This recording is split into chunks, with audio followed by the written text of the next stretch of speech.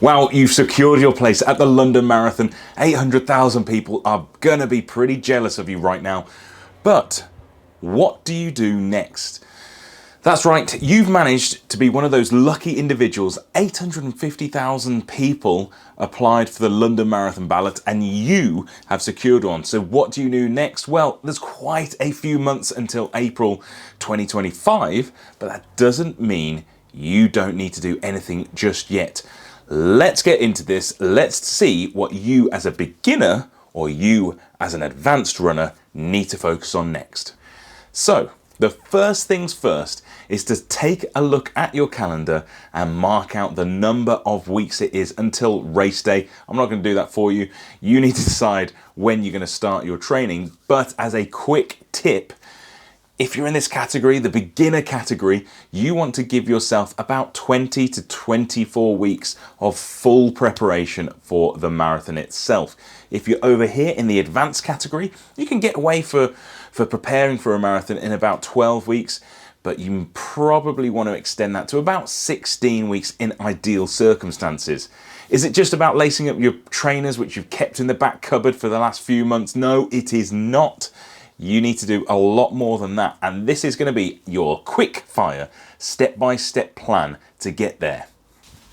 Right, first up, so you're going to work out how many weeks it is from your start date, when you really want to get things going. Maybe you've got a couple of summer holidays and you don't want to start before then, right through to race day itself. So take your race week, add 1 week on, because that's going to be your taper, and then if you're in the beginner category, go for 20 weeks, 24 weeks perhaps. And if you're in the advanced category, go 12 to 16 weeks. Bring it back towards as current day. So starting on race day, 1 week for your taper, and then that number of weeks back towards current day. And that's when you really need to start focusing on marathon training itself. Does that mean you just have an easy few months now? No, it does not, because there's still loads of work to do in order to get training fit. Lots of us think about training as being the fitness, but no, we need to get ready to be able to train to avoid those injuries, because the number one thing that people suffer from when it's training for a marathon is getting injured in the lead up.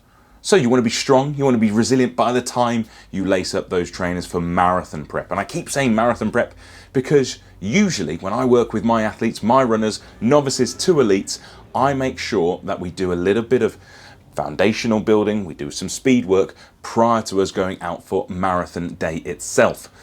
The second task, so you've worked out your weeks, the second task is you need to set yourself a goal. Crossing the line is one goal, but I always encourage something a little bit further. That might be heading towards a 4-hour marathon, maybe a 4.5-hour marathon, maybe a 3-hour marathon, wherever you are in your current level of fitness, your experience in running. Don't be unrealistic, but do set yourself a couple of goals. One as your ambitious stretch target, and then one which is a bit more of a realistic target for you. This doesn't mean you're going to then just divide that time by 26.2 miles and that's the pace you're going to train at. No. The science is a lot more complex than that, but it just gives you something to work towards. The second element of that goal setting is look at where you want to be within the next month. So what is it you want to have achieved in that next month?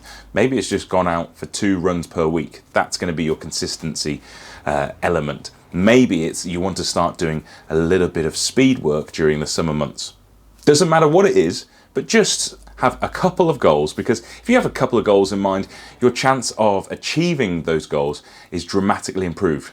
Unwritten goals, 33% success rate. Written goals, 70+ success rate. Really dramatically different results. Next up, if you haven't ever done anything like this, it's probably best that you get yourself a pair of running trainers. If you've never had running trainers before, buy yourself a pair of running trainers. The brands are all over the place. There's tons of them these days. There's loads of different trainers. Just look at something which is comfortably within your budget. Don't go for some carbon racing shoes or anything like that just yet.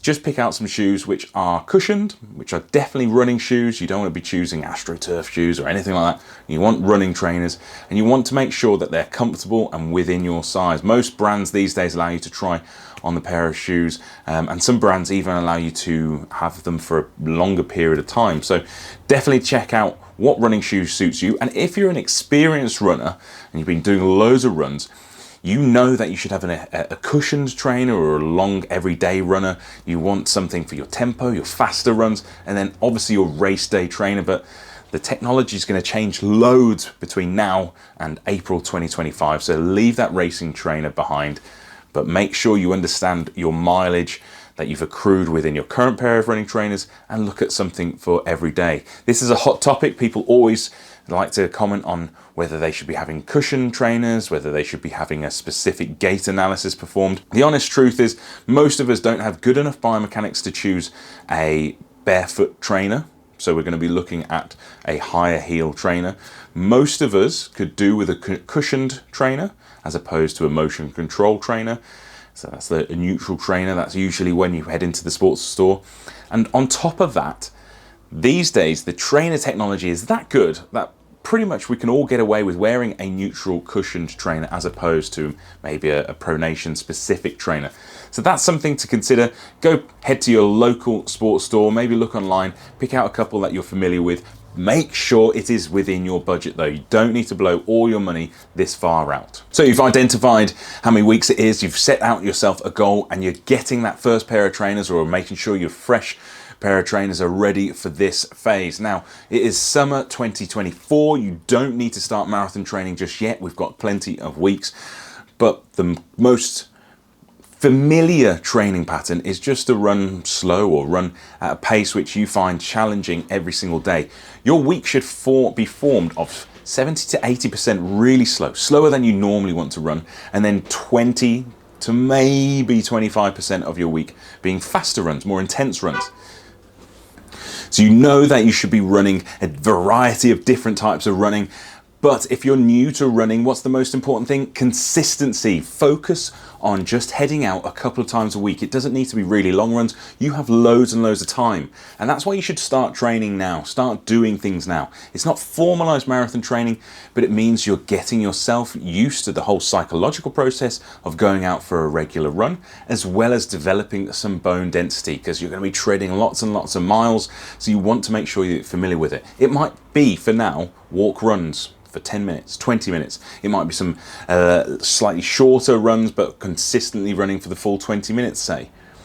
If you're over here on the advanced side, then really this is the opportunity to build some speed. Do a speed phase. Get faster, raise that ceiling, and then build your volume from that point onwards with a higher ceiling. That's your inside hint, and that's what I always do with my athletes. Now, is it just about running? No, it is not. You should be working on strength and conditioning. The marathon is incredibly demanding on your muscles and your bones, and you need that strength to be able to get to the finish line. So strength training a couple times per week. It doesn't need to be really long sessions. It might be 20 to 45 minutes twice a week. And then also some mobility. Now, most of us can think of mobility being those stretches you do after a run. That's really good. And if you're a person that actually does do that stretching after a run, you're a better person than I, because we all like to skip that element. But also mobility needs to be a little bit every single day, or at least a few times per week. And again, this might be 5 to 10 minutes, just making sure that we stay mobilized and we stay fresh throughout the week. It's going to help with your recovery, particularly as you start training and your DOMS, your delayed onset muscle soreness, is slightly elevated. So let's revisit things. You've celebrated actually getting a ballot place.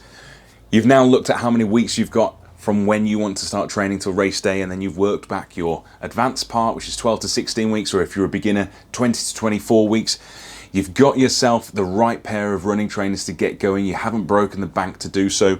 And you're also looking at the type of training. So remember, you need to run, you need to do some strength, and you need to do some mobility. That's how you're going to get across that finish line.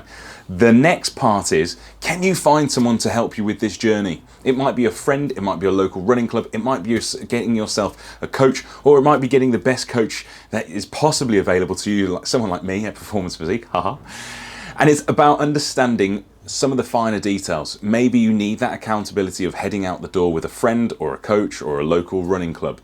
Those finer details, those are the things that are going to keep you going, because right now you're super excited, but as autumn hits and the winter hits and the nights get darker and colder and wetter, you're going to need that accountability. Anyway, that's for the next video. You've got your checklist, you know what you need to start working on, go do it. And if you need some help with your paces, I suggest you drop info@performancephysique.co.uk an email, and I'll see if I can tailor you some running paces completely free of charge. Get in touch. For now though, hit the subscribe button, like this video, drop us a comment. Did you secure your place for the London Marathon? What is your goal time? And if you didn't, what race are you going to be entering? Because you have options. There are still things for you to do. Right, until next time, my name is Arj. I am the head coach here at Performance Physique, and I'll see you on our next video. Bye-bye.